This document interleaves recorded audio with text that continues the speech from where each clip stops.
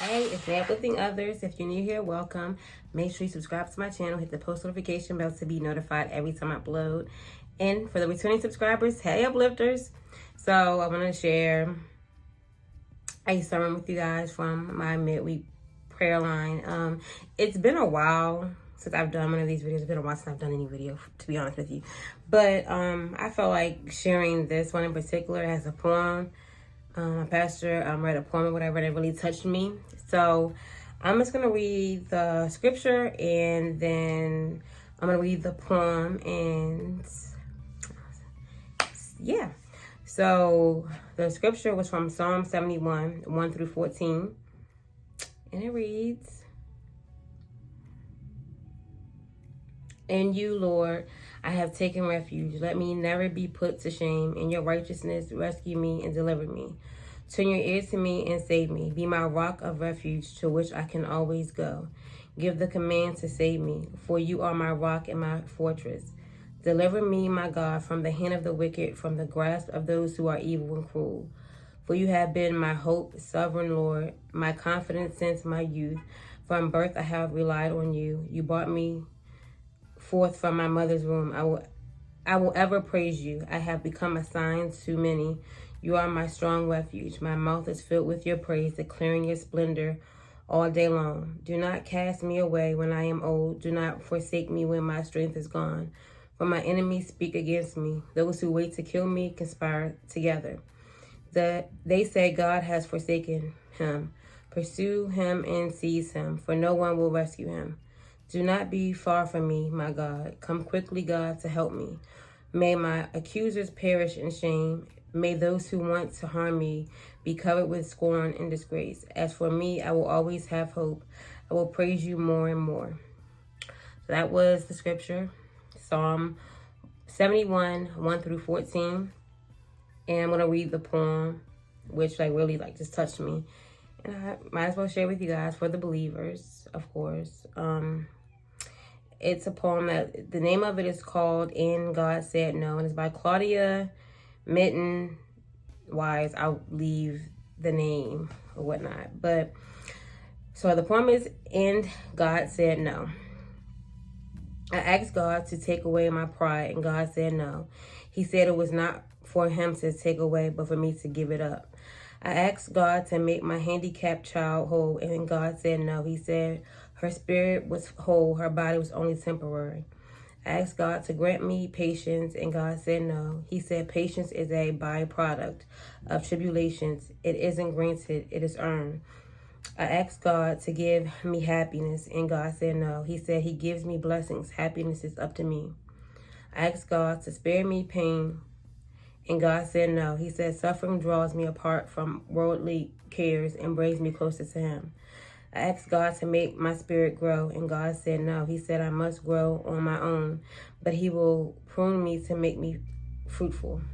I asked for all things that I might enjoy life, and God said no. He said he will give me life that I may enjoy all things. I asked God to help me love others as much as he loves me, and God said, oh, finally, you have the idea.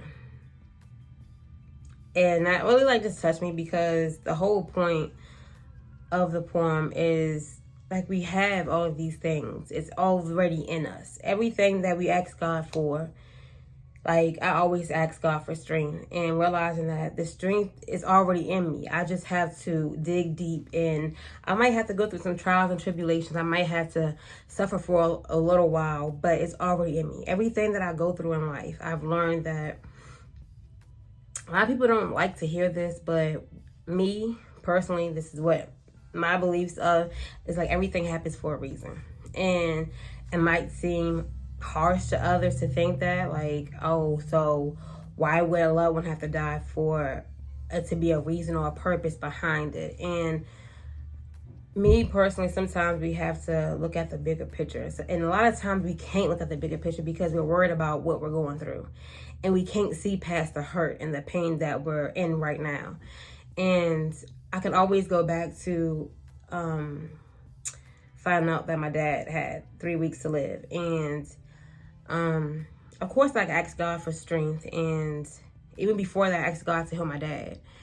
And during that time, I was going through ups and downs, emotional ups and downs and mental ups and downs. And through it all, I just realized that healing doesn't necessarily have to come through here on earth. Like if someone's suffering that we love and we care about and we asking God to heal them, they're just suffering. And I realized that healing can come like on the other side of that. Like, yes, through their passing, they're healed and they're fine with the Lord.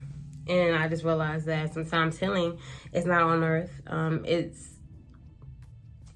in heaven. And I had to be okay with that because I had no other choice but to be okay with that. Yes, I was abused by, like, as a child, and I'm now speaking about my experiences and how I'm healing, and I'm bringing awareness to that. Everything that we go through is to build us up to be the person that we're meant to be. And we ask God for these things, but like I said, it's in us. Everything that we desire is in us. We just have to dig deep. And it's hard to sometimes, to be honest, but when you take a step back and you realize what you've already what you've already overcame, and you know that you'll get through whatever else that life has in store for you.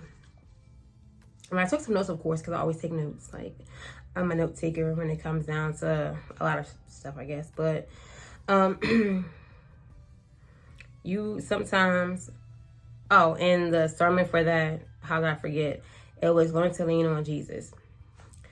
And finding more power than I have ever dreamed. Like, when we don't, it's so crazy because when my dad was sick, and I was like, I have even like talked to people, like vented to people about it, and I was like, I don't know what I'm gonna do. Like, I don't have an idea. How am I supposed to live on or be okay? Like, vented to people about it, and I was like, I don't know what I'm gonna do. Like, I don't have an idea. How am I supposed to live on or be okay without my dad? And I just asked God for strength, and he did that. Even though the strength was already in me, I had to really just dig deep and find my inner strength. If you want to get closer to God, you have to stop leaning on yourself and other things. Like, that's what we normally do. Like, instead of like praying about what we're going through and praying about our problems, we want to go to our best friend. We want somebody to actually talk to us. But we have to realize that God sends us signs, and God sends us people to say the right things to us at the right moment that will help us. And I've learned that. Like, you have to just be still and know that God is God alone, and He's going to fix whatever that you're going through. Let go and let God. That's like the biggest thing for me, because I didn't know how to just let go, and in any situation. But I'm just like, God, you're in control of it all, and I just give it to you. And that just brings me a sense of peace, because I know I don't have any control of it. So why stress about the things that I have no control over? And I could just give it to God, and He will fix it.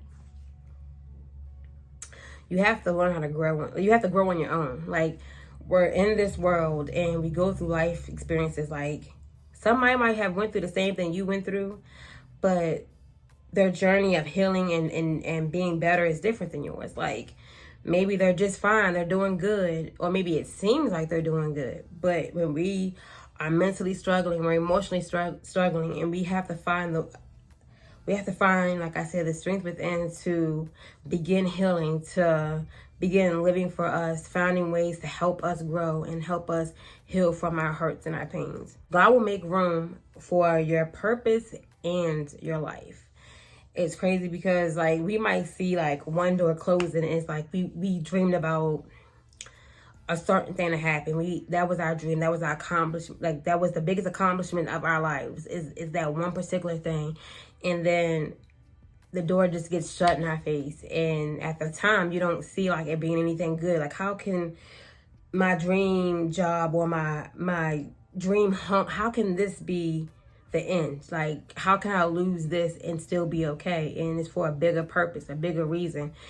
And you might never imagine what God has in store for you. But if you think big, Or even if you think about something that you just really want, if you think bigger than what you can ever think, dream bigger than what you could ever dream. Like, I want this and it's going to happen in due time. And when you start walking in your purpose, God will just lead you and guide you through it all. And that's what I'm learning. Like, I'm learning to just be happy in the moments that I have living. Maybe I'm not okay today and I'll be okay tomorrow. Maybe I'm going to go through many more trials and tribulations. That's life. We go through things. We have to go through things to grow. We have to go through things to grow and to be our best selves. And if we didn't go through any troubles in life, then how can we learn? How can we be our best self? How can we know how to, or who to lean on? The only person that we should be leaning on is God to help us through this crazy life journey. So hopefully that has helped someone. Thank you for watching. Make sure you like, comment, share, and subscribe.